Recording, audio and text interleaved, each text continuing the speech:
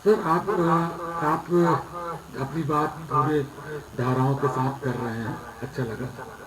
मुझे अब एक बात बता दीजिए कि ये जो इंदिरा कहानी का जो केस है पुराना वर्सेस भारत सरकार, उसमें 50% आरक्षण से अधिक को असंवैधानिक करार दे दिया गया है या उसकी सीमा तय कर दी गई।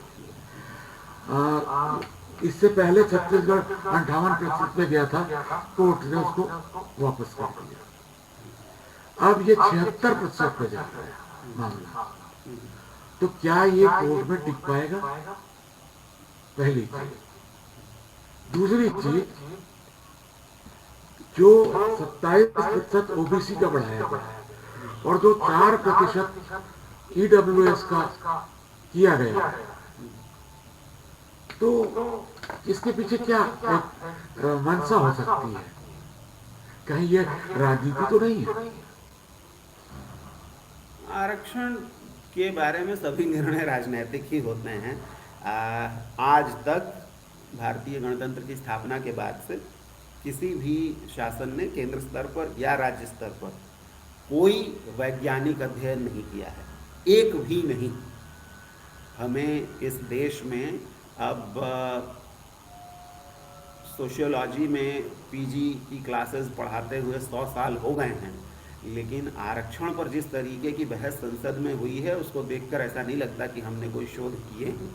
ये भी सच है कि 1950 तक बहुत गहरे शोध हुए भी नहीं थे, लेकिन 1950 के बाद से हमने बहुत विश्व स्तरीय शोध किया है सामाजिक विज्ञान में। उस लिहाज से अगर देखा जाए तो आरक्षण नीति बनाने के लिए इस देश में कभी कोई गहरा अध्ययन नहीं हुआ।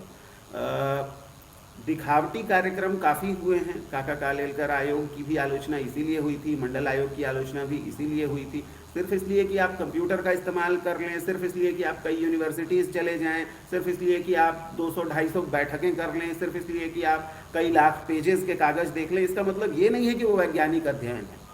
समाज शास्त्र में किसी चीज़ के अध्ययन करने के कुछ पैमाने बने हुए हैं, वो आज तक नहीं किया गया है। एक बात। जहाँ तक ये इस बात का जवाब था कि 27% करने और 4% करने के लिए क्या कोई तार्किक आधार कहीं पर दिखता है? जनता के पास तो अभी ऐसा कुछ नहीं है, इसलिए क्योंकि सरकार ने जिस आयोग की स्थापना की थी उसकी कोई रिपोर्ट तो हमारे सामने है नहीं, वो जारी की नहीं गई है सार्वजनिक तौर पर, तो हम नहीं जानते। परंतु मोटे तौर पर जिस व्यक्ति ने ये किया है, जिस शासन ने ये किया है, इस शासन में बैठे हुए लोगों की क्या बौद्धिक क्षमता है वो उनके बयानों से, उनके काम करने के तरीके से दिखाई पड़ता है। जिस तरीके की बातें महाधिवक्ता ने कही हैं, जिस तरीके की बातें सामान्य प्रशासन विभाग के सचिव ने कही हैं, जिस तरीके की बातें मुख्यमंत्री महोदय ने कही हैं, जाहिर सी बात है कि ये लोग विद्वान लोग तो नहीं हैं और विधि या समाज शास्त्र के बारे में इनकी कोई गहरी समझ भी नहीं है। इनकी बातें सुनकर तो कोई ऐसा नहीं कह सकता है, मतलब विशुद्ध तौर पर सीधे इनसे बात करके इनके बयान पढ़कर ये कहा जा सकता है कि संवैधानिक विधि और समाजशास्त्र के बारे में इनकी समझ औसत से कम दर्जे की है, तीनों महत्वपूर्ण पदाधिकारियों की, यह मैं कह रहा हूँ।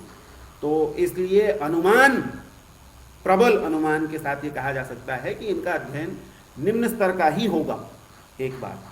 दूसरी बात, कोर्ट में कौन सी चीज़ टिकेगी या नहीं टिकेगी सिर्फ पिछले निर्णयों के आधार पर कहना उचित नहीं है, इसलिए क्योंकि एक तो यह न्यायालय की गरिमा को कम करने की बात होगी। जब भी इसे चुनौती दी जाएगी, जिस रिट कोर्ट के सामने दी जाएगी वो इसे सुनेगा और नहीं सुनेगा। जहाँ तक इंदिरा साहनी का प्रश्न है, इंदिरा साहनी में अनुसूचित क्षेत्र जैसे कुछ विशेष परिस्थितियों के लिए कुछ अपवाद भी छोड़ा गया है, जिसका जिक्र कम से कम 2 बार 2 अन्य संविधान पीठों में हो चुका है, 2010 में के कृष्णमूर्ति केस में और 2021 में मराठा आरक्षण केस में, जयश्री पाटिल बनाम मुख्यमंत्री महाराष्ट्र। इन दोनों प्रकरणों में इस बात का जिक्र किया गया है कि 50% की सीमा से ऊपर जाया जा सकता है आरक्षण देने के लिए, विशिष्ट परिस्थितियों में, सीमावर्ती क्षेत्र हों, पर्वतीय क्षेत्र हों या अनुसूचित क्षेत्र हों। लेकिन क्या अनुसूचित क्षेत्र के नाम पर ओबीसी को 27% आरक्षण दिया जा सकता है? क्या अनुसूचित क्षेत्र के नाम पर 50% की जो सीमा आप पार करेंगे वह राज्य स्तर पर कर सकते हैं? यह कठिन प्रश्न है। मुझसे यदि निजी राय आप पूछेंगे तो मैं निश्चित रूप से कहूंगा कि जी नहीं, ऐसा नहीं हो सकता। लेकिन हम में से किसी को यह टिप्पणी नहीं करनी चाहिए कि यह कोर्ट में टिकेगा या नहीं टिकेगा, इसलिए क्योंकि यह न्यायालय की गरिमा को कम करने की बात होगी। ये मामला जब कोर्ट जाएगा तब कोर्ट के सामने जो कागजात होंगे, जो बहस होगी, उसके बाद कोर्ट कहेगा कि क्या इसे ऐसा करना अनुमेय था या नहीं था।